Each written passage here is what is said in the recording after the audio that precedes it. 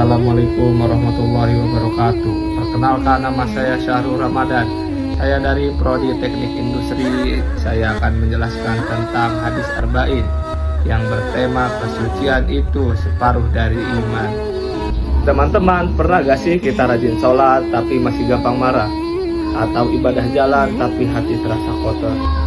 Ternyata Rasulullah SAW sudah menjawab itu sejak 1400 tahun yang lalu. Beliau bersabda, "Tuhuru syatrul iman," yang artinya itu separuh dari iman.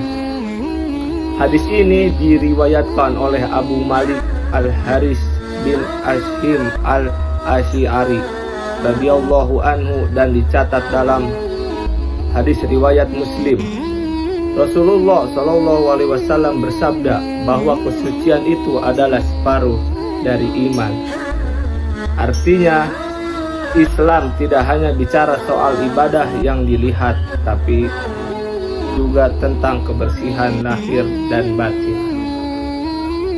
Bersih badan saat wudu itu penting, tapi membersihkan hati dari dengki, iri, dan sombong itu jauh lebih berat. Dalam hadis ini juga disebutkan, Alhamdulillah memenuhi timbangan dan Subhanallah serta Alhamdulillah memenuhi langit dan bumi. Ini menunjukkan bahwa ucapan sederhana kalau keluar dari hati yang bersih, nilainya luar biasa di sisi Allah Subhanahu wa ta'ala.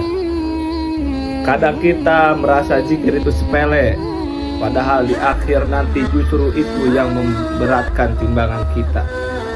Rasulullah SAW melanjutkan, salat itu cahaya, sedekah itu bukti, dan sabar itu sinar yang panas.